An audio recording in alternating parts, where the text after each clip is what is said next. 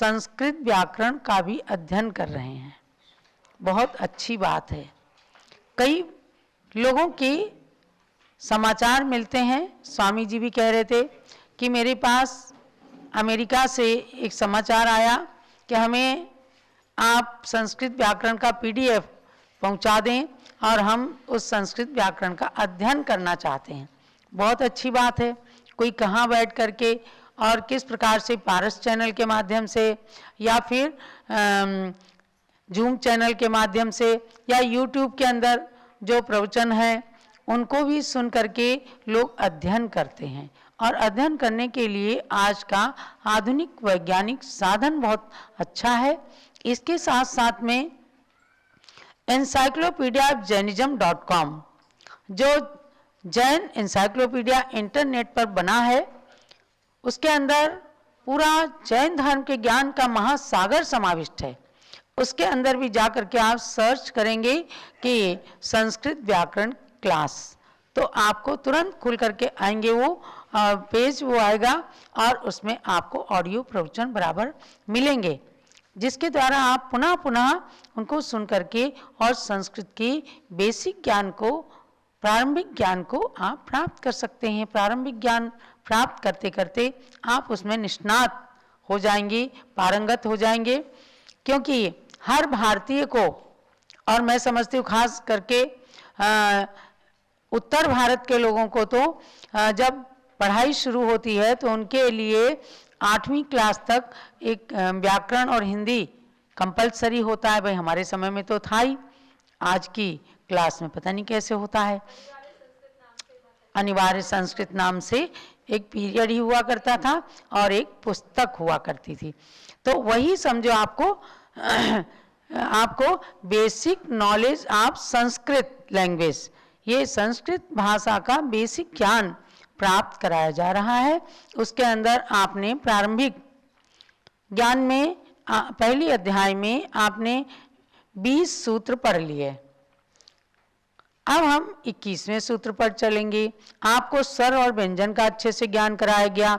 ये संज्ञा प्रकरण चल रहा है, तो मैंने इसमें पहले भी आपको बताया है कि इसमें कोई दिमाग लगाने की बात नहीं है, केवल इन संज्ञाओं के नाम को याद रखना है।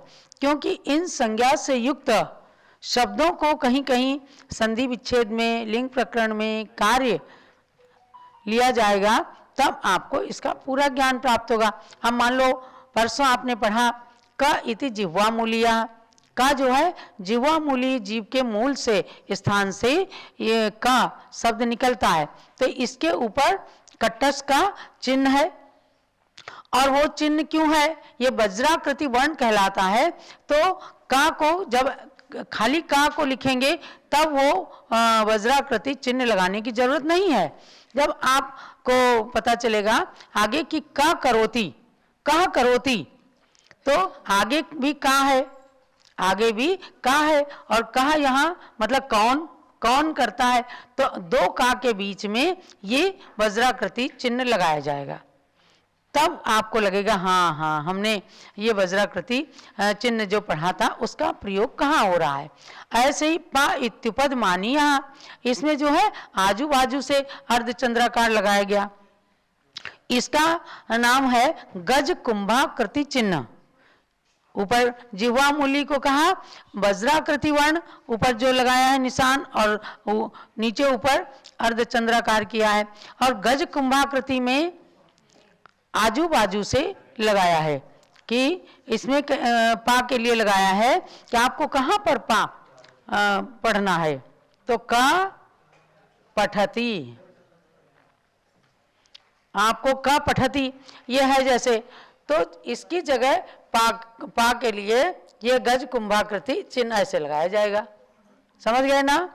तो हर जगह जैसे आप कहीं पर पा लिख रहे हैं तो हर जगह इस निशान का उपयोग नहीं किया जाएगा। ये चिन्ह है और ये चिन्ह विशेष नियम का वाचक है, जहां वो नियम लगता है वहीं पर लगेगा। तो ये आप उसको ध्यान रखना। अब आगे 21वें श्लोक पर, 21वें सूत्र पर चलिएगा। अम इत्यनुस्वारः, अम इत्यनुस्वारः, अम इत्यनुस्वारः, अम इत्यनुस्वारः। हाँ, यानी कि अम ये वर्ण अनुस्वार संज्ञक है। अब खाली बिंदी रख दी गई तो खाली बिंदी का क्या उच्चारण है? कुछ भी नहीं। ये का आ के ऊपर लगाई गई बिंदी तो अम बन गया, तब इस बिंदी का उच्चारण होगा। तो ये कहा गया कि ये वर्ण अनुस्वार संज्ञक है, आकार तो मात्र उच्चारण के लिए है। कहीं पर इस बिंदी को माँ, आधा माँ के रूप में भी प्रयोग करेंगे, आधा माँ के रूप में भी, लेकिन इस समय समय पर आपको बताया जाएगा कि कहाँ बिंदी का प्रयोग करना, कहाँ उसको माँ के रूप में प्रयोग करना। कहीं पर इस बिंदी को अंगा के आकार में बताएंगे ऐसे। तो ये आपको आगे आगे के वर्ण के अनुसार इसका प्रयोग बताया जाएगा। तो यहाँ पर किया कि आकार तो मात्र उच्चारण के लिए है और बिंदु मात्र वर्ण जो है वह अनुस्वार संज्ञक है, ऐसा समझना चाहिए। लेकिन केवल बिंदु का उच्चारण हो नहीं सकता, ऐसे होगा। तो इसलिए उसके पहले आ लिखा गया और ऊपर रखी हुई बिंदी को अनुस्वार संज्ञा है। ये आपको यहाँ पर विशेष रूप से बताया गया। चाहे अम के ऊपर बिंदी रखी जाए, चाहे आम के ऊपर बिंदी रखी जाए, चाहे ह्रीम में बिंदी रखी जाए। आप पढ़ते हो ना, ओंकारम बिंदु संयुक्तम नित्यम ध्यायन्ति योगिना, तो वो क्या है? ऊपर बिंदी तो है अर्धचंद्राकार और केवल बिंदी भी लिख देते हैं। तो वहां पर आगे का होने से ओंकारम, आगे गा होने से जैसे हा के साथ गा होता है ऊपर बिंदी, तो अंगूर लिख देते हैं, है ना। तो ऐसे जगह जगह पर उसके अनुसार आगे के वर्ण के अनुसार इस बिंदी का उच्चारण होगा। तो ये समझना कि ऊपर जो बिंदु है उसके अनुस्वार संज्ञा है और आ जो है वो केवल उच्चारण करने के लिए है।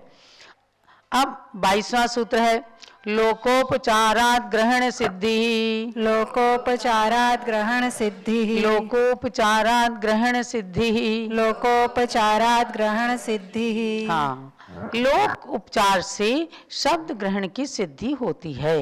यानी कि इतना बताने के बाद, स्वर और व्यंजन और संज्ञाओं को बताने के बाद ये कह रहे हैं कि लोकोपचार। अब लोकोपचार क्या है? व्यवहार के अनुसार, यानी जहाँ पर जिस शब्द का प्रयोग होना चाहिए वहाँ उसका प्रयोग करना, ये लोकोपचार है, ये व्यवहार है। इसलिए यहाँ पर जो शब्द नहीं भी कहे गए हैं या जो बातें नहीं भी कही गई हैं उनको भी शब्दों की सिद्धि यानी प्रवृत्ति समझ लेना चाहिए। तो बोले कैसे, हम कैसे समझे लोकोपचार क्या है? तो कहा गया कि जैसे तुम्हारे द्वारा गांव को जाया जाता है, ऐसा वाक्य किसी ने बनाने को दिया तो आप दोनों प्रकार से बना सकते हैं। यानी ऐसा वाक्य बनाने पर तुम गांव को जाते हो ऐसा अर्थ समझना चाहिए। उसको भी ऐसे भी तुम पढ़ रहे हो, तुम्हारे द्वारा ये पुस्तक पढ़ी जा रही है, समझे ना। एक्टिव वॉइस, पैसिव वॉइस, ये लोकोपचार है कि आप चाहे ऐसे बोल दो और चाहे तुम भोजन कर रहे हो, तुम्हारे द्वारा भोजन किया जा रहा है, ये लोकोपचार व्यवहार है। तो जिसका दूसरा नाम है वाक्य या वृद्ध ज्ञानी जन का व्यवहार, उससे तथा प्रसिद्ध पद के संयोग से निश्चय होता है। सहकारे पिको विरौती, या पिक माने कोयल, कोयल के संयोग से सहकार आम्र का निश्चय हो जाता है। तो कुछ चीजें नहीं भी कही जाती हैं तो उनका ग्रहण हो जाता है, क्योंकि आम के मौसम में कोयल आम के पेड़ पर बोलती है। तो इस प्रकार से कहा गया लोकोपचारात् ग्रहण सिद्धि। व्यवहार के अनुसार बहुत सारी अनकही बातें भी कही गई या उससे अर्थ उसका अर्थापत्ति से समझ लिया जाता है। इस प्रकार से संज्ञा प्रकरण समाप्त हुआ। ऐसे इस संज्ञा प्रकरण को हम समाप्त करके और कल से आपको ले चलेंगे स्वर संधि।